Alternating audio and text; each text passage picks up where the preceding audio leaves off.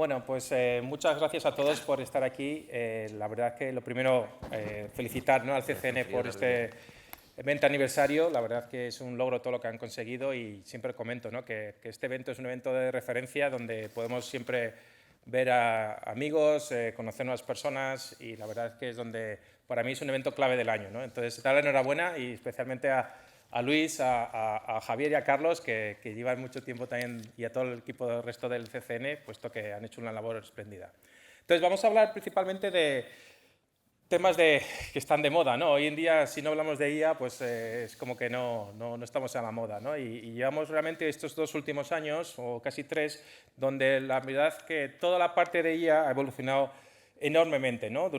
Cuando hablamos de inteligencia artificial, siempre, y si todos habéis escuchado alguna vez la historia de la inteligencia artificial, ¿no?, pues al final en los años 50 pues todo empezó a formarse, ha habido varios inviernos que se llaman, ¿no?, de la inteligencia artificial, donde de repente todo se paraba, luego con la capacidad de cómputo que volvía otra vez más fuerte, se volvía a recuperar la ilusión de ver cómo podíamos mejorar las capacidades de inteligencia artificial. Y realmente estos 2-3 años pues ha sido un boom, ¿no?, con el tema el GenAI y todos los temas de LLMs, ¿no?, que vamos a ver un poco qué incidentes hay, cómo podemos utilizarlos y también, sobre todo, que si no estamos utilizándolo hoy en día, pues es el momento de ponernos las pilas, ¿no?, porque esto va a ser un cambio grande. Esta vez parece que sí, por fin, vamos a poder aprovechar muchas de las ventajas que tiene la inteligencia artificial, aparte del hype que hay, ¿no?, y de todo lo que hay, pero realmente sí que vamos a poder verlo. Y de hecho, cuando hablamos hoy en día de LLMs, que todo el mundo seguro que suena a ChatGPT, la mayoría de vosotros ya está usándolo, y otros modelos que existen de otras empresas, quizás si vemos la evolución en estos años, pues vemos que enormemente pues cada vez hay más modelos, cada vez más potentes, cada vez mejores. De hecho, ahora pues todo el mundo espera, ¿no?, al famoso ChatGPT 5, Gemini 2, el Cloud 3.5 ha salido hace un tiempo y pues saber cuál va a ser el siguiente, va a ser 4. Es decir, un montón de modelos superpotentes que evolucionan tan rápidamente que realmente casi no da tiempo ni a utilizarlos. Y realmente, para los que no conocéis el mundo de los LLMs, contándolo muy básicamente, lo que hace muy bien es predecir, ¿no?, el siguiente token, la siguiente palabra, ¿no? Si realmente ya vosotros en nuestra mente estamos siempre intentando predecir, ¿no?, cuando vemos una primera palabra ya sabemos predecir. Pues ese concepto, que muy básicamente explicado, es un poco donde todo surge, ¿no?, cómo podemos utilizar, y esa es la verdadera revolución, ¿no?, que ocurrió ya pues hace realmente como 6-7 años, donde ya empezó a utilizarse este tipo de nuevas redes neuronales para poder utilizar ya inteligencia artificial en muchos otros casos de usos que hasta hoy en día no estaba siendo usado, ¿no? Entonces, también aquí quiero hacer una crítica un poco a nosotros como europeos, ¿no? Realmente casi todo lo que está ocurriendo en el mundo de IA está ocurriendo en Estados Unidos, está ocurriendo en China, ¿no? Aquí en Europa prácticamente somos usuarios, no somos creadores. Y realmente muy pocas empresas que realmente estén pues creando modelos, como podemos decir un Anthropic en Estados Unidos, o un OpenAI, pues realmente un Google. Al final en Europa estamos un poco perdidos en este sentido, con lo cual os animo a cualquiera de vosotros a intentar pues, montar empresas, intentar a trabajar en temas de inteligencia artificial, puesto que si no, pues bueno, vamos a ser simples usuarios y no vamos a ser los que controlamos la tecnología. Entonces, cuando hablamos de incidentes, creo que también hay que separar el mito de la realidad. Hay un artículo muy bueno de Caleb Sigma en LinkedIn donde hizo un poco análisis de los últimos, por decir, casi 300 incidentes donde supuestamente eran de inteligencia artificial y viendo a ver un poco qué había de verdad, qué había un poco de mentira. De hecho, de esos casi 300 incidentes, casi el 89% procedían de investigadores de seguridad, porque hoy en día estamos viviendo un poco la época dorada también de que cuando sale una nueva tecnología, todos los que nos apasiona la seguridad empezamos a romperla, a trastearla.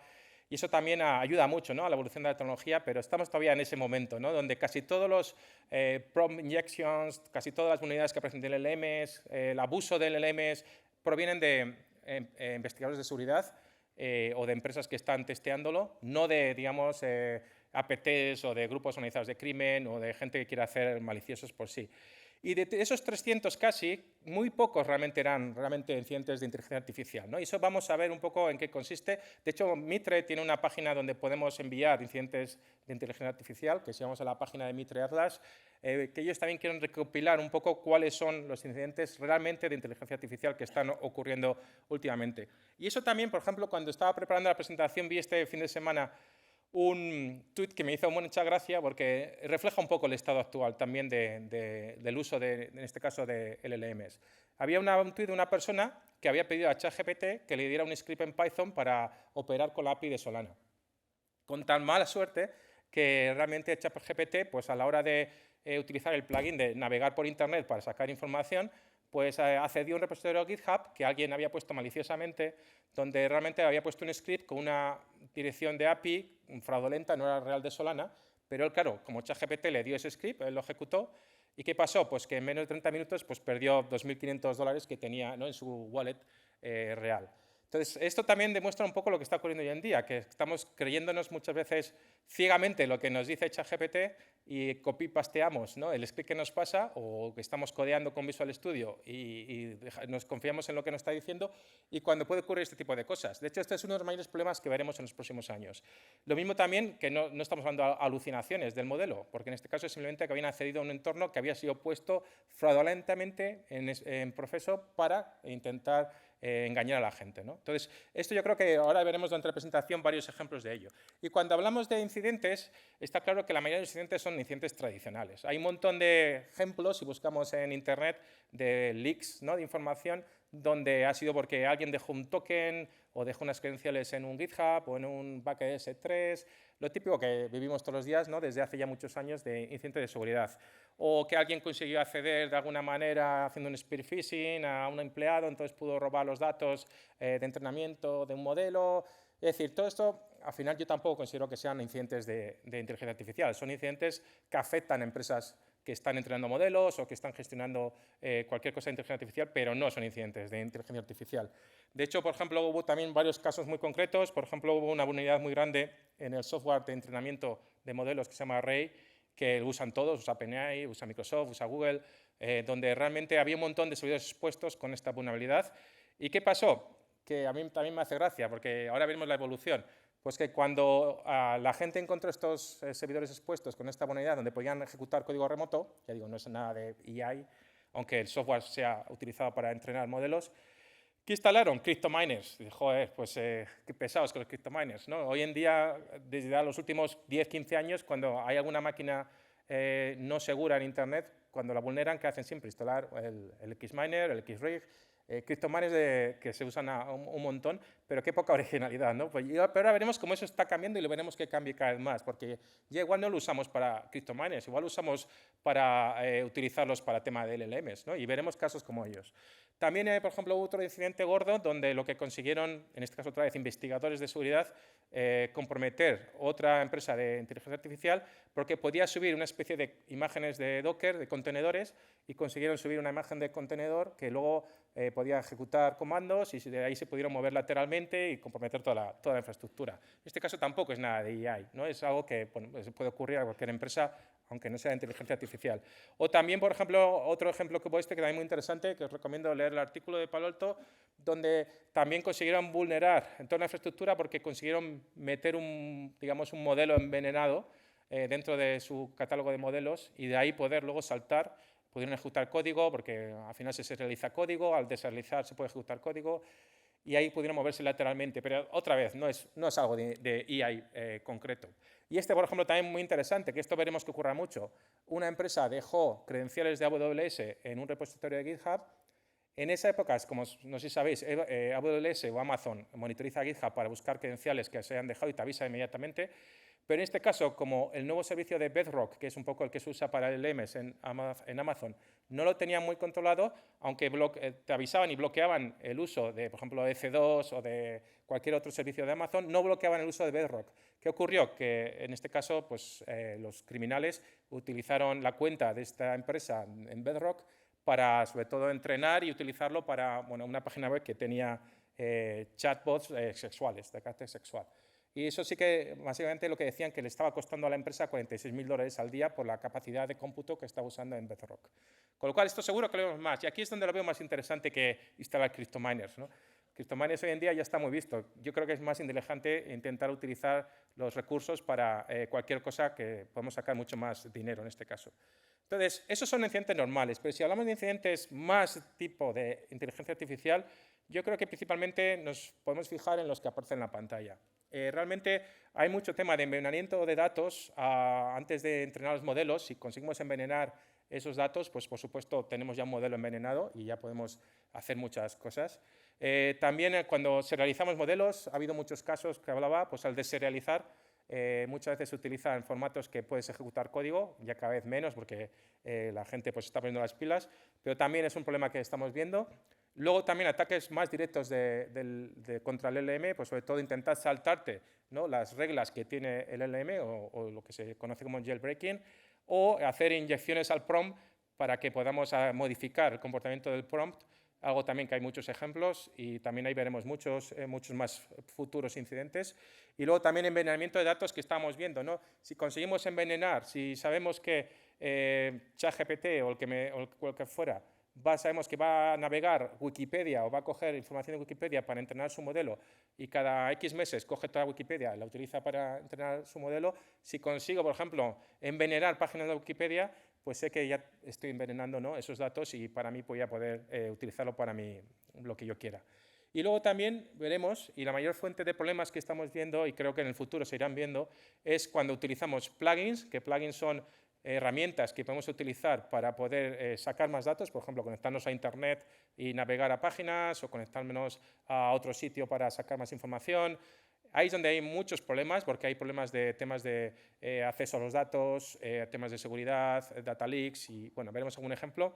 Y sobre todo también problemas clásicos de seguridad, porque esos plugins están hechos en Python, están hechos en Go, están hechos en diferentes lenguajes, que muchos de ellos tienen los problemas clásicos, ¿no? Tienen SQL injection, tienen cross-site scripting, van a tener todo lo que conocemos hoy en día, pues también, claro, los atacantes van a poder aprovecharse. Y luego, lo que se conoce como el RAG, que es cuando podemos consultar otros datos para mejorar mi modelo. Realmente eso, por ejemplo, si yo tengo conectado mi LLM a mi Google Drive o a mi SharePoint para poder sacar información o mi Active Directory y poder mejorar, ¿no?, las consultas que haga al LLM, pues realmente ahí también hay un montón de problemas. Y veremos también que ahí es donde también va a ser la mayor fuente de problemas, porque hoy en día no tenemos bien montada igual el conocimiento que tenemos de esos datos y realmente va a haber accesos no autorizados, va a haber ejecución de comandos, va a haber un montón de problemas porque todavía es algo muy verde que todavía está creciendo y todavía las empresas estamos empezando a usar, ¿no? No es algo que esté siendo muy usado.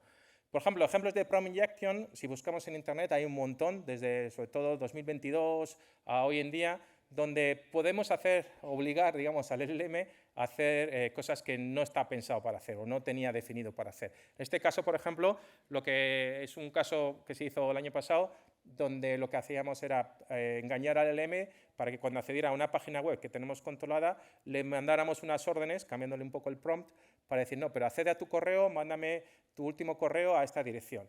Entonces, eso al final, como ya digo, todavía estamos muy verdes en esa parte de cómo controlar el input y output de los LLMs y hay un montón de nuevas tecnologías para intentar evitarlo, pero realmente hay un montón de problemas y ahí es donde, por ejemplo, el atacante podía, utilizando esos plugins o acciones que se llaman ahora en OpenAI, pues podía conectarse a su correo, podía coger correos, podía enviar correos, porque nosotros habíamos inyectado ese comando, ¿no? O el caso también muy famoso que hubo de un concesionario de coches donde montaron un chatbot en su página web y un usuario le consiguió convencer al chatbot para que le vendiera un coche por $1.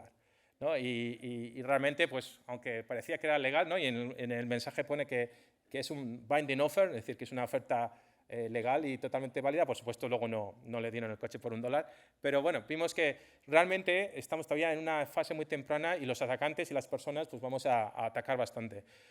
Luego también, por ejemplo, ha habido muchos casos de uso donde se han subido modelos, como hablábamos, envenenados, donde al deserializarlos van a ejecutar código. De hecho, aquí aparecen un poco todo el tipo de código que ejecutaban, pues desde reverse shell, intentaban ejecutar código arbitrario, intentaban pues, conectarse remotamente a otro sitio. Y claro, cualquier analista de datos, cualquier empresa que se bajara ese modelo y lo utilizara, pues iba a estar comprometido, ¿no?, por estas bandas organizadas que estaban subiendo estos modelos, como cuando subes un contenedor de Docker que realmente tiene una reverse shell, ¿no?, y te lo bajas y lo ejecutas, pues es el mismo caso. O, por ejemplo, estamos viendo también casos de sabotajes internos, donde incluso empleados están ya envenenando los datos de entrenamiento ¿Para qué? Para que luego puedas poder utilizarlo en su provecho, ¿no? Por ejemplo, este caso que hubo en una empresa de TikTok. O el caso donde incluso realmente, este es un caso ya muy viejo, de 2020, donde, por ejemplo, en este caso se querían engañar a los coches autónomos poniendo esa cinta adhesiva. Cuando ponía velocidad 35 y a ponerle un poco el 3 un poco más grande, pensaba que era un 85, ¿no? Cómo engañarle. Entonces, estos sí que son ataques de inteligencia artificial o contra la inteligencia artificial, no son ataques clásicos, y iremos viendo muchos más de ellos. Y el que más me preocupa a mí, que he comentado, es el envenenamiento de datos.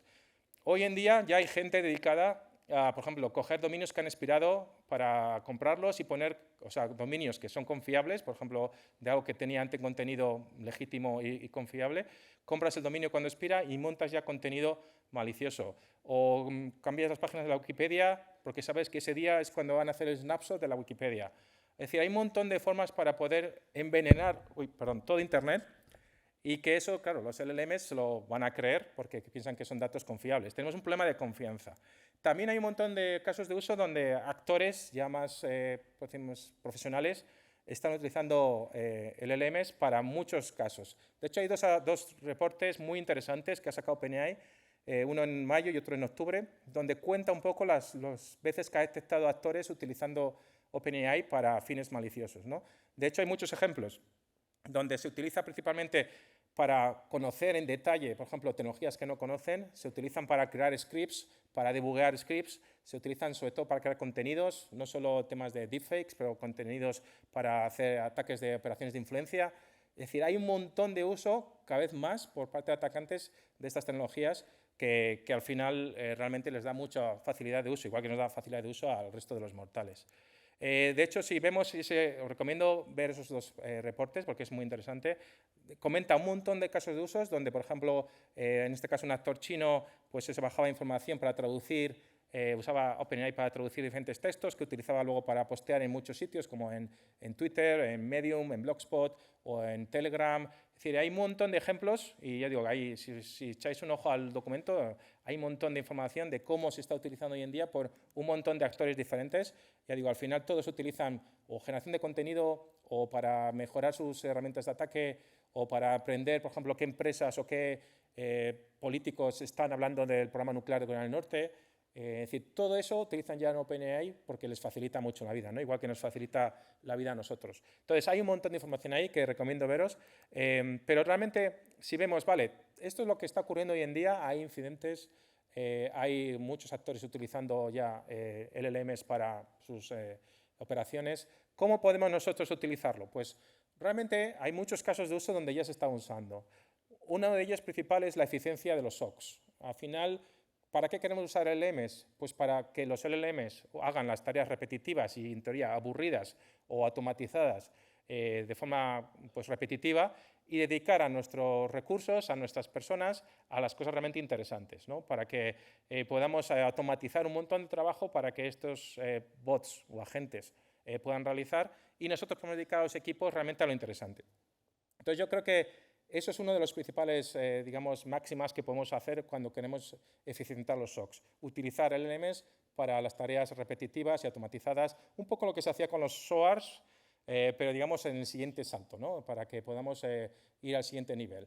También, por supuesto, podemos generar un montón de reglas y veremos si hacemos hunting, utilizarlo, es un caso clásico de utilizarlo para crear reglas, ¿no? De detección. Para ello es muy importante el tema de escribir buenos prompts. De hecho, existe la figura, ¿no? Del prompt engineer, ¿no? Que llaman en Estados Unidos, ingeniero de prompt, donde realmente es gente que ya sabe cómo preguntar bien o cómo crear esos prompts para que realmente el resultado sea realmente bueno, ¿no? Donde que no haya alucinaciones, que la información no esté ambigua, que realmente sea interesante. Entonces, el cómo escribir esto también es, digamos, un arte y es necesario que aprendamos cómo escribir buenos prompts, porque si eso, el resultado va a variar mucho si somos capaces o no de escribir buenos prompts. También, sobre todo, lo que, por ejemplo, en este caso que aparece en la pantalla, revisar logs para buscar, por ejemplo, anomalías o revisar logs para buscar un posible incidente o cuando estamos haciendo un incident response, pues esto también nos va a ayudar mucho. Es decir, si ya somos capaces de tener montado toda la infraestructura necesaria y podemos incluso meter otros datos de la empresa pues por supuesto nos va a ayudar un montón en las investigaciones, en las alertas, en descartar falsos positivos, muchas cosas que va a hacernos más eficientes cuando hablamos de trabajar en un SOC. Desde el punto de vista de un red team o desde el punto de vista de la gente que puede hacer pentesting, pues también, realmente, también se está utilizando. Ya podemos incluso, imaginamos que estamos haciendo un red team contra una empresa que usa un LLM interno, pues ya podemos preguntarle a ellos directamente, ¿para qué buscar en Active Directory los administradores? Pues le podemos decir, oye, dime la lista de administradores de Active Directory y de qué máquinas se conectan más a menudo y dónde pueden tener contraseñas haseadas en memoria. Pues eso, las preguntas podemos hacerles al LM. O búscame en todo Internet las direcciones email y los nombres de los administradores IT de esta organización. Mirando el LinkedIn y aparte machámelo con su cuenta de Twitter. Es decir, podemos empezar a utilizar esas preguntas para mejorar, ¿no? Y en nuestros procesos. Hay un montón de información que podemos utilizar una vez que ya empezamos a conectar otros datos internos, ¿no? a estos LLMs que podamos utilizar. En el caso de Threat Hunting, principalmente la escritura de reglas de detección, ¿no? Que lo hablábamos antes. Hoy en día, un poco el procedimiento que hacemos es un poco más laborioso, ¿no? Vemos una nueva técnica en un blog o en un tweet o en algún sitio, oye, pues un atacante está saltando el segundo factor de autenticación haciendo esto, vale, pues veo esa nueva técnica, investigo a ver qué logs me lo pueden decir, ¿no? Pues tengo que ir al log de Office 365 o no, tengo que ir al de Active Directory. Luego pruebo a ver si puedo detectarlo y todo eso lleva un tiempo, ¿no? Bastante grande, ¿no? Entonces, ¿cómo puedo automatizarlo? Pues en este caso también podemos usar los LLMs. Es decir, podemos decirle, crear esos prompts donde podemos decir, oye, créame una regla de detección basándote en estos logs, quiero detectar esto, como por ejemplo aparece en el ejemplo, como sería, por ejemplo, una petición para crear estas reglas, donde automáticamente en cuestión de segundos pues vamos a tener, por supuesto habrá que tunearlo, habrá que probarlo, habrá que, no es todo que sea inmediato, plug and play, pero realmente esto va a cambiar revolucionariamente el uso que hacemos de, por ejemplo, las reglas de detección, cómo creamos reglas de detección. Y si podemos consultar ya reglas de detección existentes, el modelo todavía va a ser mejor, ¿no? Si le podemos dar, mira, todas estas son mis reglas de detección que tenía hasta ahora, mis reglas Sigma o las que el lenguaje yo utilice, el LM va a ser mucho mejor y va a sacar unos resultados excelentes, ¿no? Para ello. También para buscar vulnerabilidades. Hay un artículo también muy bueno de Google donde usan para hacer phashing de vulnerabilidades y hay una herramienta, de hecho, que ha sacado Google, el OSS Phaser, que realmente se puede utilizar y básicamente es un poco parecido. Tú planeas los escenarios de en qué función, de qué código vas a hacer el phashing, te ayuda también a la hora de hacer las pruebas y te ayuda a la hora de interpretar los resultados. Cuando peta la aplicación, cuando no peta, pues todo eso te lo va a ayudar bastante y te lo va a automatizar y hay un artículo muy bueno sobre ello. Pero luego también ya la gente se está creando análisis de vulnerabilidades, no solo en LLMs, que también hará falta, pero sino usar los LLMs para hacer pentesting.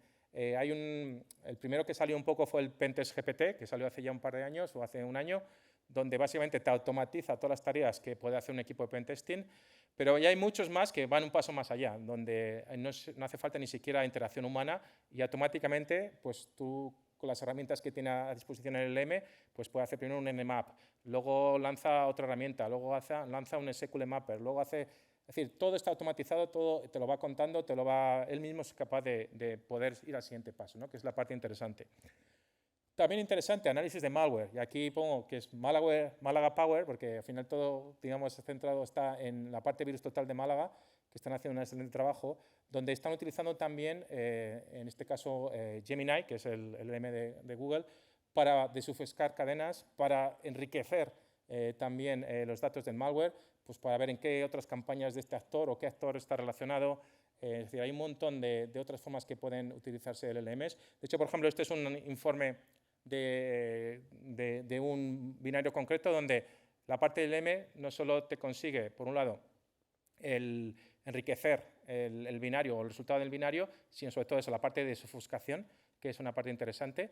De hecho, ahí comenta muchas conclusiones, ¿no? De que muchas veces es mejor enviar el código de compilado que desensamblado al LLM, que también, por supuesto, tienes que hacer el unpack antes si está empaquetado. Hay un montón de cosas previas, pero una vez que lo tienes montado, por supuesto, la ayuda va a ser muy grande. Y también lo que vemos hoy en día, ¿no? Y creo que Carlos comentaba al principio, también utilizar la parte de inteligencia artificial, por ejemplo, para generar resúmenes.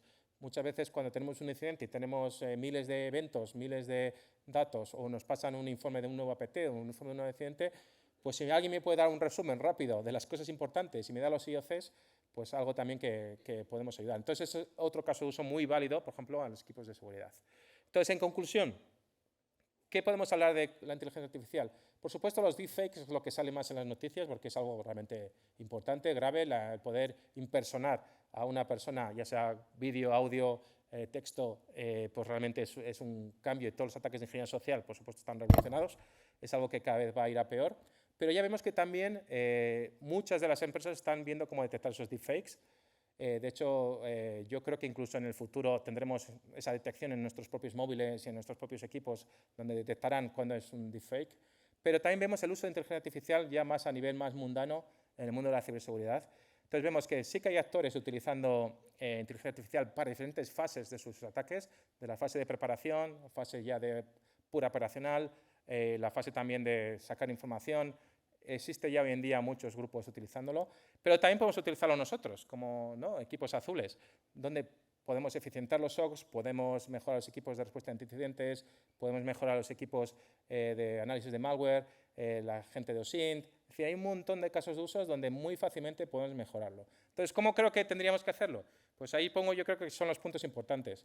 Uno, el control del knowledge base, que es un poco la información nuestra, cómo podemos tenerla bien categorizada para que los LLMs puedan utilizarla. Ese va a ser también un problema grande, porque no es que le podamos meter al LLM, no sé, toma toda nuestra información que tenemos en TXTs. Pues no, igual no va a ser así. Utilizarlo del el sacar información de forma aumentada para mejorar la capacidad y la respuesta del LLM. También algo fundamental y muy relacionado con lo anterior, cómo categorizamos la información que tenemos. Sobre todo, esto es algo que nos va a tocar a todos, porque todos vamos a interaccionar con prompts, ser expertos en la generación de prompts. Hay muchos cursos online, hay muchas páginas online donde nos enseñan a crear mejores prompts. Y yo creo que eso tendríamos que hacerlo todos, porque tarde o temprano nos va a tocar preguntar a utilizar prompts de diferentes maneras, aunque no sea de ciberseguridad. Sobre todo luego también, cómo controlamos la entrada y salida de los LLMs. Eso es algo que como personas de seguridad nos va a tocar de alguna manera una especie de DLPs del LLM para que podamos asegurar que las entradas y las salidas son las que queremos y nadie está manipulándolas. Y por último, si realmente os gusta el tema, pues está claro que tenemos que empezar, de todos los casos de uso que he ido hablando, a crear agentes que puedan hacer ya de forma bastante autónoma muchas de las tareas que estaba comentando. Hay un montón también de herramientas online, tutoriales para utilizar agentes y realmente os recomiendo que empecéis a trastear con ellos, puesto que realmente las capacidades son increíbles. Y nada más, así que espero que haya sido de interés y muchas gracias por la atención.